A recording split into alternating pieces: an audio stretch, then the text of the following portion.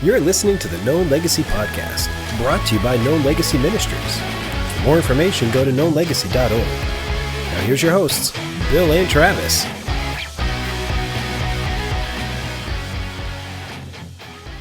Hey, thank you guys for checking out Known Legacy. We're glad you're here. I'm Travis. This is Bill, and Kyle's in the corner.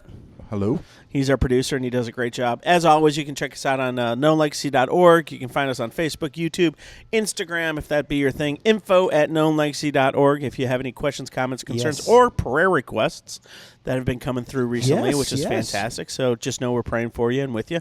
And, so it is post-Thanksgiving. Christmas tree is up. Kyle is happy. We can fully engage in all things Christmas now. It is now Christmas time. It is now Christmas time. His favorite holiday has passed, and we are now on the downward slide of the depression into New Year's. So, oh dear goodness! Although it's funny, you mentioned on one of the podcasts the red and white lights, and I realized yesterday that all my lights are red and white. Yeah. So I was like, I have Thanksgiving lights. I don't know how that works. But that's fantastic. So anyways, without further ado, I know we have a great guest today, and I'm very excited about the conversation with Mike. Well, here's the question of the day. Question of the day. I feel like, we made some bold statements over the last few weeks about food choices and trying our wives' stuffing or not trying our wives' stuffing. I just wanted to know from you guys, how was your Thanksgiving? Yes. Any mea culpas? Any apologies need to be shared with the larger larger mea culpa mean? That means an apology. That means that you were wrong and you want to make things right, kind of thing. Okay. And any of that we need to share with the group. So, Bill, we'll start with you. Did you try your wife's stuffing? So we're at the table. And I told everybody, because they all kind of listened to the podcast, they'd heard the conversation from the podcast, and they were like, "You need to try this." I said, "I'm gonna try this right now," and then my wife stopped me. She goes, "Oh, wait a minute, this isn't my grandmother's recipe." What? And I go, "Wait a minute, so I don't need to try it?" And so I was like, "Grab me those stovetop," and me and my daughter devoured the stovetop dressing.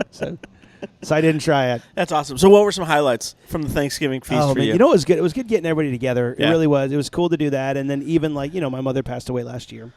And the last year was just kind of foggy, but this year was kind of sweet because we actually had dinner on her fine china. So it's like she was kind of still there kind of thing. Sweet. That's probably one of my favorite. And then just like every Thanksgiving we put together a puzzle, and Gabe and his girlfriend we start to put together a puzzle. We're not like, that's what I'm saying. We're not like, we start a puzzle. Like the pieces are out and we start looking at it. Do you get the AARP discount when you buy the puzzle? What's going on here? This is like such an old man thing. I do. Yes. Anyway, so we usually put it out there and we have this puzzle started, and then we'll kind of work on it until after the New Year's. Mm-hmm. That's kind of it. Well, Gabe and his girlfriend literally finished it by Thanksgiving, and we're like, what do we do now? And like everything goes. There was one piece missing. No. Like, you know how mad that, like, yes. There's certain things that make me mad, and not really mad, but like, and so we're looking around the house. The coin that's been missing. Yes. You turned over the house for that one piece because you're convinced someone had it in a pocket. I promise you. If they had said puzzle piece in that one, I think I probably would have rejoiced more than a coin. But anyways, so he finished that up, and so that was kind of a cool thing. I kind of like that. But yeah, so that was probably one of my highlights. Fantastic. Well done. Kyle, how about you? Great Thanksgiving. Was my wife's second. Yeah. And we had made plans that I was going to show her how to do Thanksgiving all the way. Oh. And then after we bought everything, we got invited over to good friends of ours. And so I didn't have to do any of that. Nice. So we had 2 Thanksgivings because then we did our own that weekend. Ooh, that's nice. So, yeah, it was really good. And what's her take on the whole Thanksgiving thing? Oh, she loves it. It's food. Good answer. It's food, and hey, the Cowboys won. And how about you, Travis? Well, thank you for asking, Kyle. You know what? Mine was bipolar, and I'm not going to get to one of the polars today, but I will tell you, it was a good Thanksgiving. I did try cranberries in 3 different forms. Wait a minute. Different forms. Wait a minute. I did. I felt obligated to honor the men and women who check into the podcast and were furious that I had such a negative take on cranberries and cranberry sauce. It was quite a response, actually. And so my brother-in-law brought a can of cranberries because he listens to podcasts, and so he brought a can of cranberries, and he did it out, and he sliced it, and I said, you know what, in good faith, I'm going to try this thing, right? And it was as horrible as I thought it was. It was absolutely true. It was grainy. It was not a sauce. It was like a jam, and I think they should change the name to cranberry jam in a can is what they need to call it. Put it on toast. I have no doubt it's delicious that way. Kind of like cran jelly. Crajelly is what this thing should be. So it was just not. It was not pleasant. But then my wife decided to take actual cranberries, soak them for 24 hours in some magic elixir because she's part witch, I think, and then like dust them in like powdered sugar and then bake them for a little bit, and then so they're soft and they're covered in powdered sugar, so they're like little cranberry candies, Crandies. They were crandies. Anybody needs some help making up names, we can do this all day for you. We're locked in. info@knownlegacy.org. Who needs AI when you have Bill and Travis? They were delicious. I probably ate my weight in those things. They were fantastic. So were they sweet? Yeah, well, they were tart with a little bit of sweet on the outside, but they were like the perfect. You didn't feel like you were a fat kid in Willy Wonka eating them the whole time. They were just really good. They were really good. So then someone from the church decided to bring me cranberries because they knew about the controversy. So they brought me the controversy. We're gonna do this all day now. Trademark, Bill. And they brought me like a I don't know. It was more like a fruit salad, and it was. If she's listening, it was good. And thank you very much, Linda. It was good. Fruit salad, yummy, with cranberry sauce. Awesome. No, so all in all, I mean, great memories. We did. We smoked a turkey. We deep fried a turkey. Then we smoked and deep fried a third turkey. Ooh. And two of them came out great. The smoked then deep fried turkey. I would not do that again because the deep frying pulls out all the smoke flavor. And so you don't have that smoke flavor in there, it was not what I wanted it to be. So, but you guys will be happy to know that you are looking at a champion. The family cornhole tournament. You beat it. I beat everyone, and I, with pride and joy and a victory cigar, let everyone know that they should call me champion for the rest of the weekend. Champion. And they did not. So, anyways, I'm dealing with they that. Gave you cranberry instead. That's part of the polar of bipolar. So, anyways, there we go. Why don't you introduce our guest, man? Yeah, we're so glad to have Mike Elkins on today. Missionary Mike Elkins, we're so glad to have you here. Howdy, Mike. Hey, guys. So I am so excited, Mike. Glad that you could be on today. And Mike is actually in the States right now. So when I found out he was here, I was like, I got to get him on because I wanted to get you on for a while and share your story. Have had a lot of respect for Mike for many, many years. Absolutely. And so, Mike, I guess the question of the day for you, what was it again? Yeah, Thanksgiving. How was your Thanksgiving here stateside? You know, what's different when you're here versus wherever you come from? Yeah, just kind of share a little bit about Thanksgiving. Absolutely.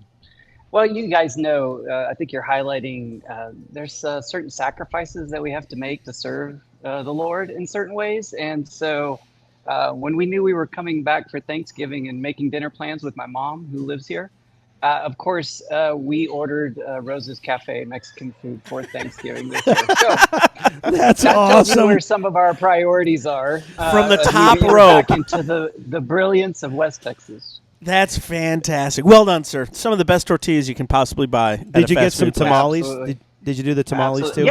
Yeah, and it's not even Christmas yet. Got tamales, got the chili sauce, fresh tortillas, and so I'm like, no stuffing, but just stuffing my face full of tortillas is all that was going on at that so point. Good. And, why are we this way? You always come back in, to the U.S. You're in a handicap. You can't eat the amounts that you want to eat. You're like 2 or 3 tortillas in. You're like, I'm already there, and I'm not even close to where I want to be. But yeah, that was. You didn't go into the training, the North American food training that you needed to go into starting in September. It's a mistake a lot of people make, Mike. It's a mistake. As a champion, I just want to say you can do better next time. As a crampian. I will. It's a crampian. Oh, No, good. we're not going to go there. Oh, dear goodness. Well, Mike, I'm so excited to have you on. Welcome to the chaos, man. Share a little bit about your story, who you are for our listeners, about your story and kind of everything like that. So go for it. Just start where you'd like to and kind of move from there. Absolutely. I think born in Texas, raised in Midland, Texas, just a West Texas boy living in the desert, didn't know any different. Primary, secondary schools here. I graduated from Midland High. And that's where the Lord kind of moved me from my salvation faith into my actionable faith. Out of high school, I was able to tour with a prison ministry. And so that kind of broadened my scopes right off the bat as to faith in action versus just a faith that saves you. And that was a foundational season for me as a young man, and that just carried into my thought. And as I think a lot of us have those kind of experiences of my faith has more wheels than I'm giving it. And of course, you get caught up in the kind of rhythms of developing a career and starting business. My family was a part of the electrical contracting business here in Midland, and so I just fell into the rhythm of running that company, and eventually became CEO of that company. And it was relatively successful. I think we had offices in Waco at one point. We did a lot of work in DFW, and of course, Midland was our home base. And it was interesting to invest your life into that, in the struggles of just the day in, day out grind of working, and in the difficulties of it. Construction, especially with trying to complete projects in a timely way, and you're just investing your life into the work that you're trying to make money with. And the Lord just started getting a hold of me over a period of time and just saying, you worry about how you invest your money, you worry about how you run your business, you worry about these things, but are you even thinking about your eternal investments? Is there any construct of that for you? If you're such a wise investor, why is this not in your portfolio of thought?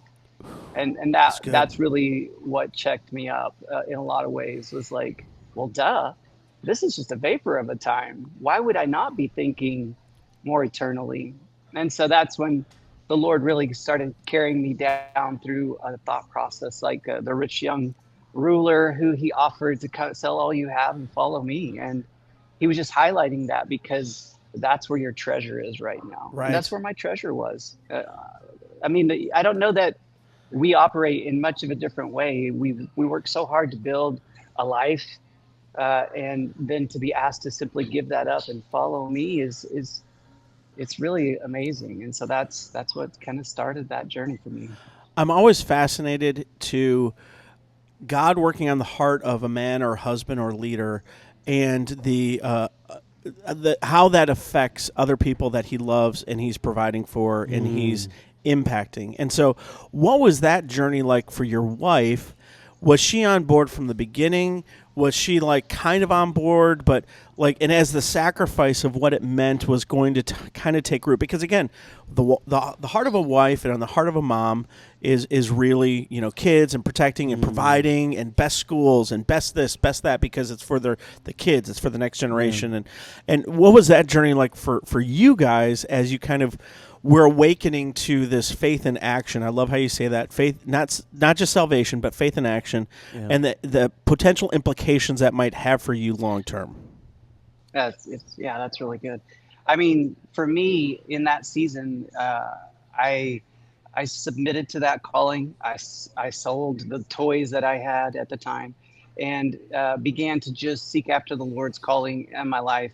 I moved to Australia. I worked with Youth with a Mission for about 3 years. And that's when a good friend of mine, Bruce Lowe, called me and said, Mike, the sending church that had sent me out, Stonegate Fellowship, is looking for someone to play a role here back in Midland as a mission specialist. And so I then returned back to Midland. And when I returned, a friend of mine tells me I need to go check out this fan at his house. And oh, by the way, there's a girl there named Megan, and she also loves missions.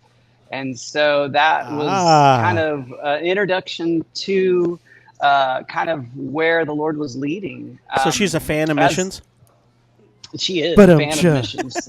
I mean, she had obviously moved to West Texas to live in the desert to answer the call, because she was Wow. also working with Stonegate Fellowship and Verna Berger and all those guys that were working with the South Sudanese at the time, individuals. And she's a Beautiful. nurse. And so you can kind of see the reality of just God aligning a calling, honestly. We wound up, I was working at the church. Megan wound up going on mission trips.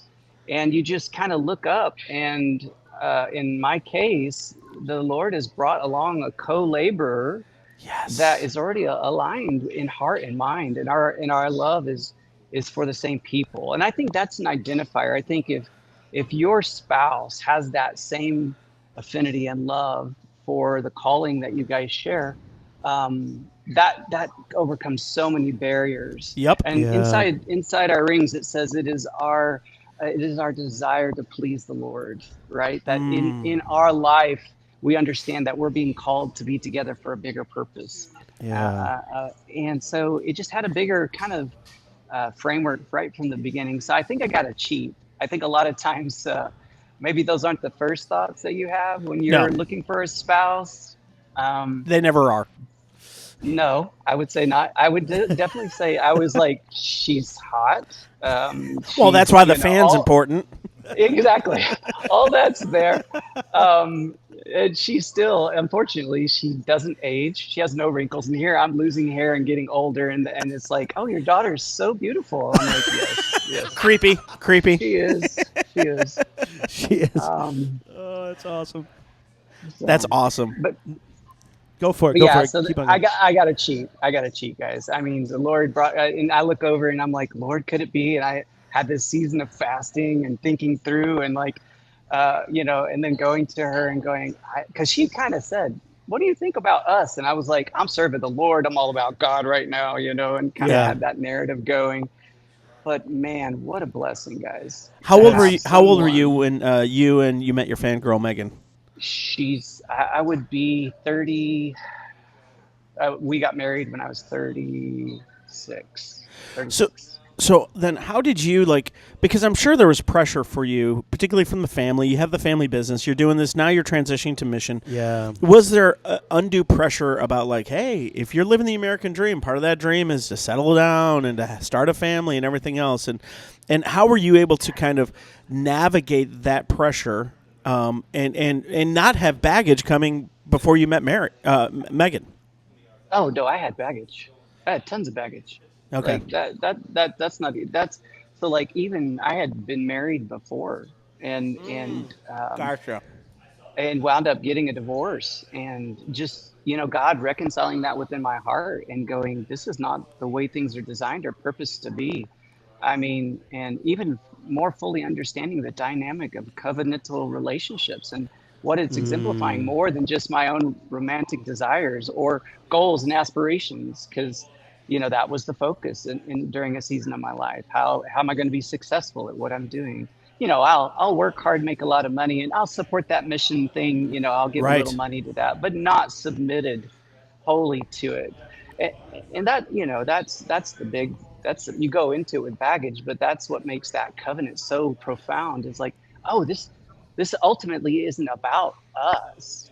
This is about what we're doing for the kingdom. Yep. The Lord has put us together for a purpose. Yeah.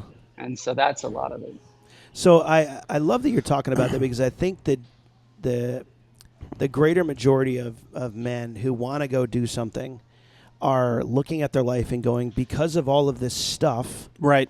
I'm not worthy. Correct. So, or I'm not equipped. Mike, I would love you to speak into that, because there's so many men who see one of our greatest goals is to call men to come alive, to wake up, gear up, and come alive to who God called them to. That's what we do with this podcast.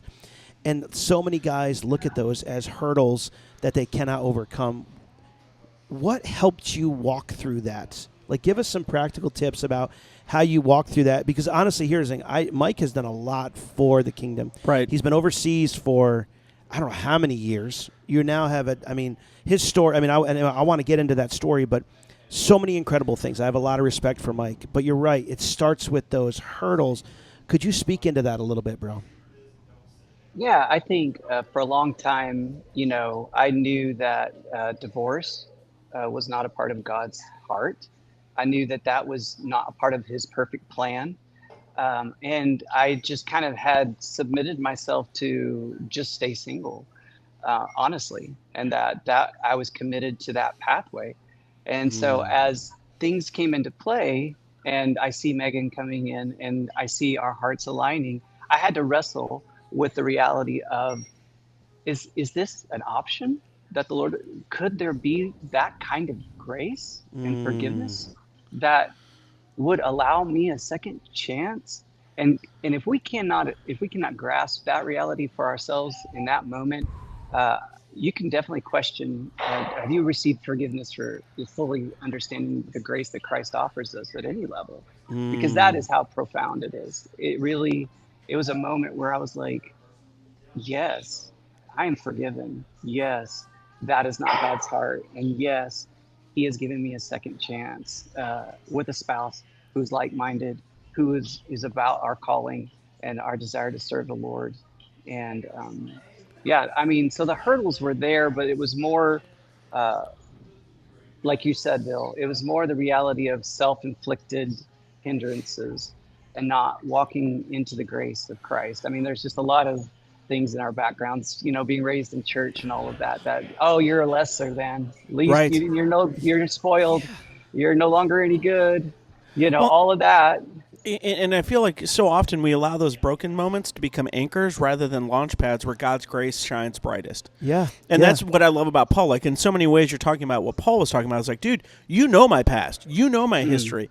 And it is all trash compared to the greatness of Jesus Christ. Yeah. And I think a lot of guys don't get to the greatness in Jesus Christ. They just look at it and say, it's all trash. Yeah. And you're like, yeah, it is all trash. But Christ is a redemptive God that takes trash and does miraculous things through it to proclaim Him, His grace, and His goodness. And that's what you're living, Mike. And Yeah. that's fantastic. No, I love it. I love that. It's almost like I want to say like from divorce to on course. Oh, And I feel like you really hit it. That's man. your Like, book, Mike. That's your book. There it is. There it is. because I love that Bill you can did write it. not let the brokenness define you. Like I know Yes. that's and especially, and you're coming from your hometown, where it's like scriptures. Oh, everyone knows it. A prophet is without honor except in his, all that kind of. So it's just this idea of Mike. You overcame so many obstacles. I love it. And so knowing those obstacles and looking at that and saying, I can choose to look at those obstacles or I can choose to look at the truth of God's word and what Correct. it says. And I love that you did because it brought so much fruit in your life. What are some things that you've seen? I mean, because share a little bit of your experience on the field and kind of what you did over there when you started, all that kind of stuff. I'd love to hear some of that story. Well, now you've got a co-laborer, like we said. Megan and I get married while I'm here. I'm still working at Stonegate Fellowship in missions. The Lord is broadening my understanding of His global movements today. And all of a sudden, Megan and I are feeling like we're called. We have our two boys, Keen and Cohen, and they're growing up and getting older. One's 3 and one's 5. And we're like, we know that we want to live now this reality that Megan and I are living as on mission as a family, that this isn't dad's calling or mom's calling or the mom and dad's calling, but our calling, that our identity is not in how I perform in sports or what I'm doing in school, but who we are as a family and how we're serving the Lord. And we're carrying that vision. We felt like that vision could be most easily carried with us serving together in the field. Because I went to the church, Megan worked at Memorial Hospital as a nurse, and we wanted to unify our calling as a family. And that led us to answer a call back into the field. I had been in the field before Megan also. And so Megan was actually on a trip in South Sudan at the time. And she calls me on the phone and she's like, I know we've been entertaining different things because I'm a pilot and we were looking at going with Mission Aviation Fellowship and different other things, but I feel the Lord is calling. Of course he is. Of course he's a pilot too. But I feel the Lord is calling us to continue the work we're doing in South Sudan and continue to love the young boys and girls that He's given us to care for through the program that we have been a part of, helping to found and start there. And so, I think that's a big part of now moving in the whole family down into this. And I love watching my boys now. I'll jump forward and, we're having dinners and they're answering questions is better than I am these days. And you can just see the ownership. And even my oldest, as he's going off to university, he's like, but do I do a gap year where I can serve more intently without school being in the way? Or do I go on to college? And he's like, I'm going to go on to college, but I'm coming right back. I'm building my house and I'm going to do this thing in Uganda. And Wow. It's just amazing, guys. It's amazing to see the treasure that we are having now as we have just submitted our lives to serving the Lord. So let's say a guy's listening to this and he's feeling a call to do something big and bodacious for God, and his wife is in alignment. What is that mission field like? Your deployed mission field. Are you still in Sudan or the Sudan? Where are you at now? And like, how is that? What were some of the hurdles to get to that point? And how are you serving now? Yeah, absolutely. When we first went into northern Uganda, it was still working with aviation. I got my AMP, Airframe Power Plant licenses as well to go along with my commercial pilot's license. And I served as managing program there in Arua, Uganda.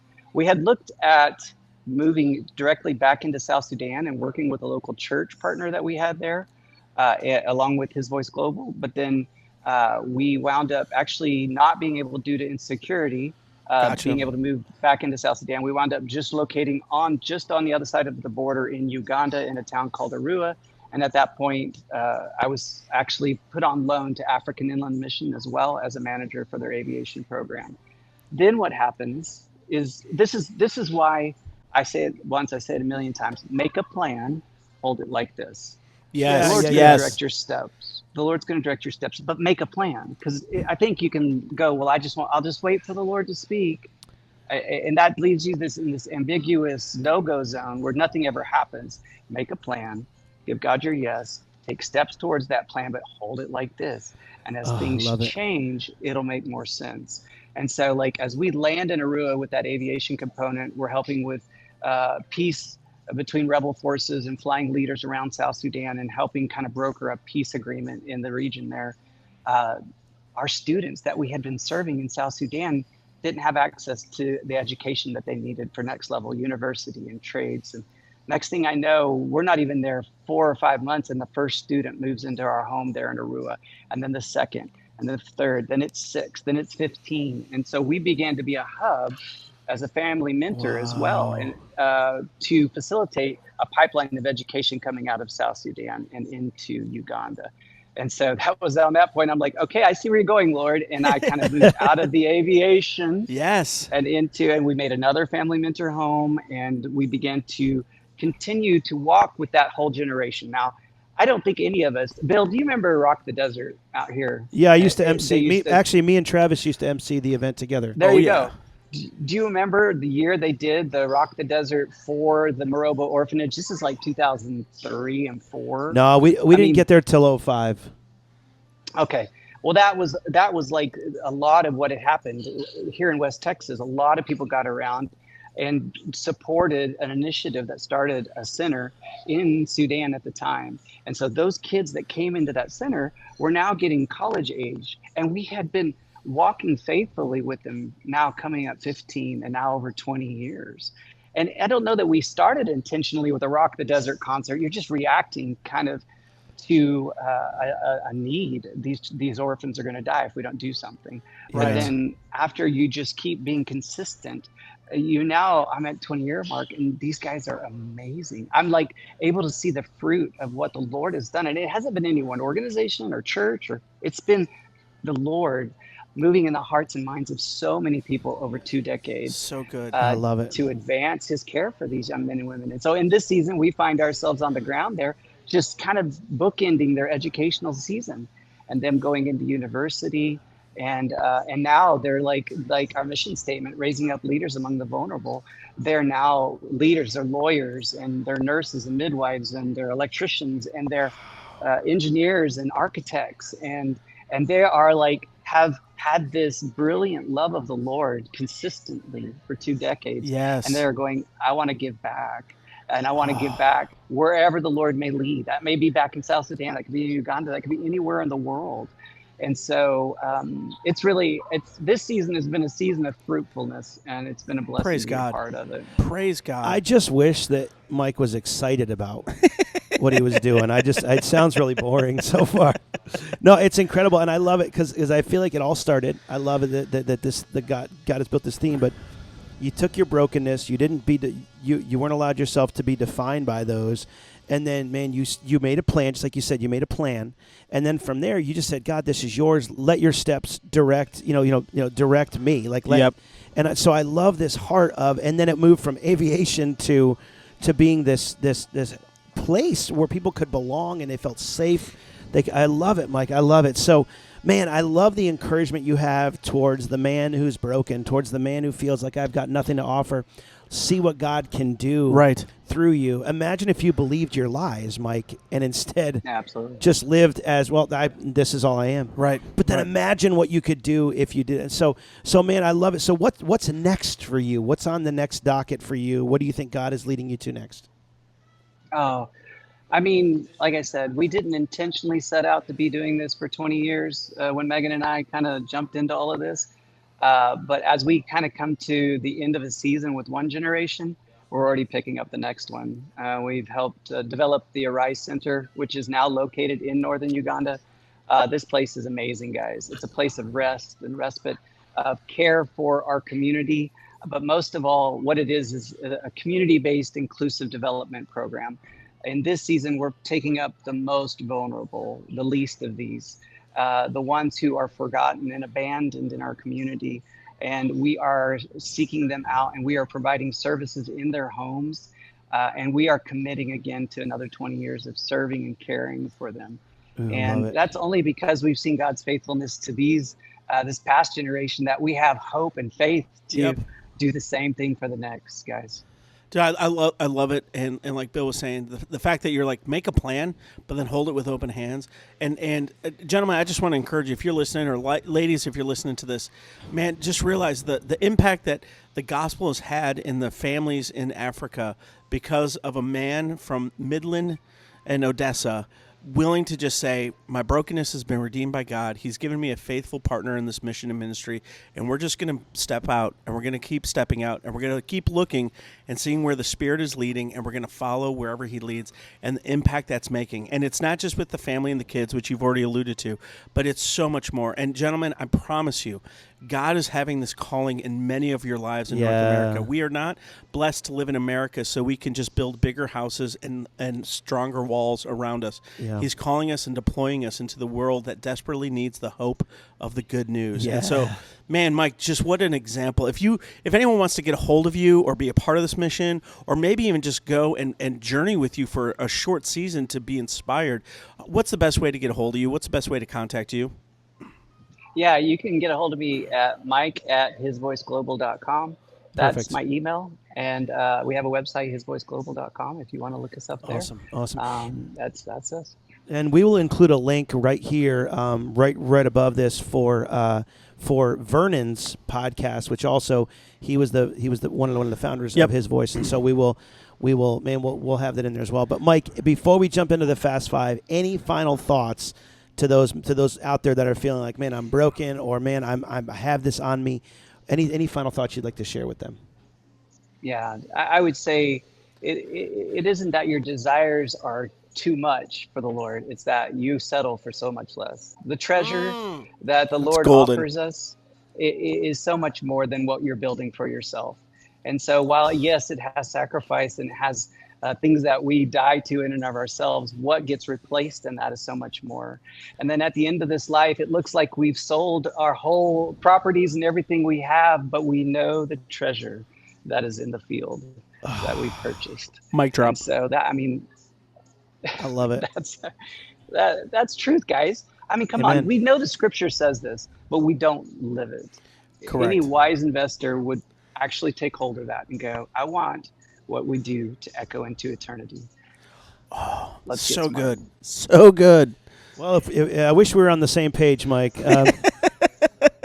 This is incredible, man. I love it. Fantastic. That is exactly what we want for men. So if you're out there, if you're discouraged, man, if you're saying I need some time to get away, and, man, do something of purpose to see what that looks like, connect with Mike. We're going to put the link in our notes. Yep. And as well as, man, just being encouraged to not look at your wounds, to have a plan, and then let God continue to move that plan. Correct. I love guys like Mike, who are an example to all of us, who aren't led by the giant writing in the sky, but are led by the whisper of the Lord.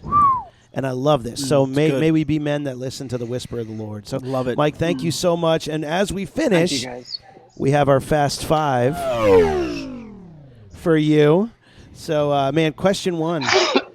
If you could tell people to go support a cause or ministry, what would it be and why? Oh, that's easy. You guys know my heart. You just heard it. We're signing up for another 20 years. So our program, our Thrive program, is going to be developing an educational framework to give children with disabilities access to education. And that Thrive program is part of the His Voice Global. And so, please jump in there and don't just commit 1 year or 2 years, but join the adventure of 2 more decades ahead. Yeah. If you are someone who said, hey, man, even as I'm going, I want to give to something that matters, this matters. Yep, absolutely. So absolutely. Awesome. Okay, number 2, if you could describe legacy with one word or phrase, what would it be? Yeah, I think that's such a thought these days, legacy. And I think we think of it as an inheritance of sorts. But I would just want to put the spin of not the inheritance I'm leaving in this world, but the inheritance that I'm receiving in the world after, and the inheritance that my children have learned to invest their lives in that is beyond this world. And so inheritance is it, but it's not necessarily what you would think in the way the world sees things. Yep, I love it. I love it. It's so good. Number 3, what is a family tradition you have for the holiday season? I think our tradition that's formed over the years for all the holidays is just including our faith family.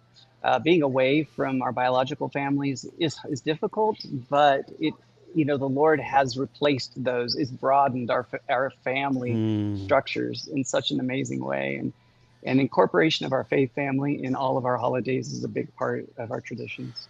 That's cool. Beautiful. That's cool. Number 4, what is a go-to fruit you would have if you had to pick one? Not cranberry. Not cranberry.